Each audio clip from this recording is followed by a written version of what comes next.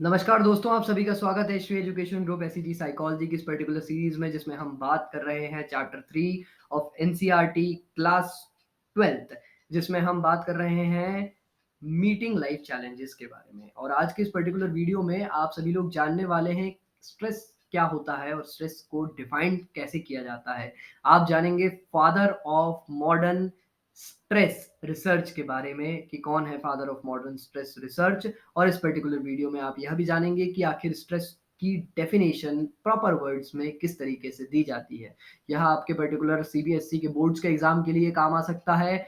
और यह वीडियो आपको सीयूईटी जैसे कई सारे एग्जाम्स, यूजीसी नेट साइकोलॉजी के जैसे एग्जाम्स में काम आ सकता है, क्योंकि यूजीसी नेट साइकोलॉजी के एग्जाम में बहुत कॉमन है ऐसा क्वेश्चन आना कि फादर ऑफ मॉडर्न स्ट्रेस कौन है और स्ट्रेस की डेफिनेशन क्या है। तो आइए इस पर्टिकुलर वीडियो को समझने की कोशिश करते हैं, स्ट्रेस को समझने की कोशिश करते हैं।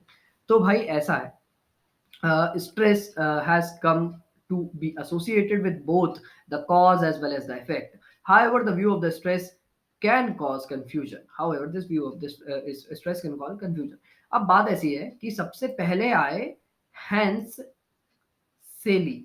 हैंस सेली उन्हें कहा गया father of modern stress research. अब इस नाम को आपको याद करना होगा, इस नाम को आपको समझना होगा। हैंस सेली को कहा गया father of modern stress research और उन्होंने डिफाइन किया स्ट्रेस को as the non specific response of the body. Stress is defined as the non specific response of the body to any demand. आपके सामने अगर कोई डिमांड आई है और उस डिमांड के अगेंस्ट आपकी बॉडी नॉन स्पेसिफिकली रिस्पॉन्स कर रही है, वही स्ट्रेस कहलाता है। इसको आसान कम शब्दों में अगर मैं समझाऊं तो फॉर एग्जांपल आपका कल एग्जाम है और कल के एग्जाम के लिए आपकी बॉडी ने नॉन स्पेसिफिकली इस समय से रिस्पॉन्स देना चालू कर दिया। फॉर एग्जांपल इस समय बजे हुए हैं शाम के 4 और कल सुबह 7 बजे आपका एग्जाम है, तो आपकी बॉडी ने नॉन स्पेसिफिकली रिस्पॉन्स देना चालू किया कि भाई एग्जाम के लिए पढ़ना है, एग्जाम्स में जो जो क्वेश्चन आने वाले हैं उनके लिए पढ़ना है, उनके आंसर्स को हमें एनालाइज करना है, उन्हें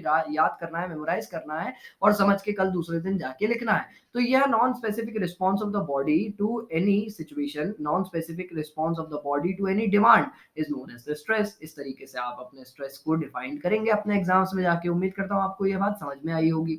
ठीक है, अब देखते हैं। That is, regardless of the cause of the threat, the individual responds to the same physiological patterns of reaction.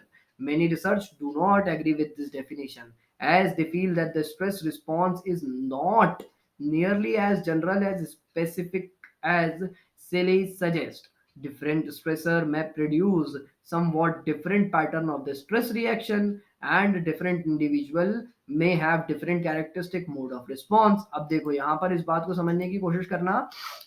सिलेस की जो डेफिनेशन थी उसको कई सारे साइकोलॉजिस्ट ने नकार दिया आने वाले समय में। क्यों भाई, क्यों नकारा? क्योंकि हो सकता है कि आपका कल एग्जाम हो, उस डिमांड के अगेंस्ट आप स्ट्रेस में आ ही नहीं रहे हो। यह भी संभव है ना, क्योंकि यार पॉसिबिलिटी तो इंसान के दिमाग की है ना। क्या किसी का सेल्फ कॉन्फिडेंस बहुत ज्यादा है, सेल्फ एस्टीम बहुत हाई है, तो वो कल के एग्जाम के लिए स्ट्रेस में नहीं आया। उसके सामने डिमांड आई लेकिन उसने उसका रिस्पॉन्स कैसे दिया? रिलैक्स होके, चिल होके दिया, एकदम मतलब शांति से उसको डील किया। और स्ट्रेस में ना आके उसने किताबें उठाई और स्ट्रेस में ना आके उसने किताबों का एनालाइज किया और अपने आंसर्स को मेमोराइज किया और अपने आंसर्स को समझ के कल दूसरे दिन लिख दिया। तो यह सबके लिए लागू नहीं हो रही थी यह डेफिनेशन, इसीलिए इस डेफिनेशन को नकार दिया गया। आइए देखते हैं अब आगे यह क्या कहती है। You may recall the case of an opening batsman mentioned earlier. Each one of us will see the situation through our own eyes, and it is our perception of the demand and our ability to meet them which will determine whether we are feeling stressed or not। जैसा कि मैंने आपको कहा कि सबका अपना perception होता है, यह डेफिनेशन पूर्णतः से सच नहीं थी, इसीलिए इस डेफिनेशन को नकारा गया। क्योंकि सभी इंसान का अपना ओन परसेप्शन होता है, सभी इंसान का सोचने का एक तरीका अलग होता है।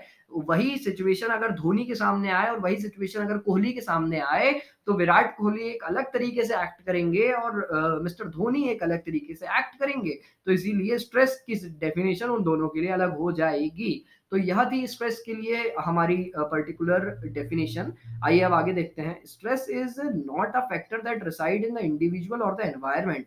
Instead, it is embedded in an ongoing process that involve individual transaction with their social and cultural environment, making appraisal of those encounters and attempting to cope with the issue that arise. Stress is a dynamic mental cognitive state. It is a disruption of homeostasis and an imbalance that gives rise to the requirement of the solution of the imbalance of the restoration of the homeostasis. अब देखो यहाँ पर homeostasis नाम का एक शब्द है, तो इसको होम्योस्टैटिस के टर्म्स में स्ट्रेस को कैसे डिफाइन किया गया है। आप बहुत शांति से इस समय एक होम्योस्टैटिक स्टेट में है। होम्योस्टैटिक मतलब सब कुछ आपकी लाइफ में सम चल रहा है, मतलब नॉर्मल चल रहा है, लेकिन सामने डिमांड आई कि भाई आपको इस समय भूख लगी है, खाना खाना है, और अगर आपको खाना खाना है तो आपको अपनी जो सम स्टेट है, नेचुरल रिलैक्सेशन वाली स्टेट है, उसको तोड़ना पड़ेगा।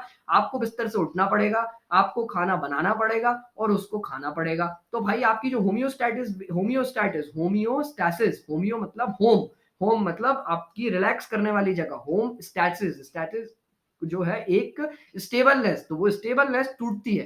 तो जब भी आपके सामने एक स्ट्रेसफुल सिचुएशन आती है, तो आपकी लाइफ की जो होम्योस्टैसिस है, आपकी लाइफ का एक पैटर्न है, होम्योस्टैटिक पैटर्न, वह पैटर्न टूटता है।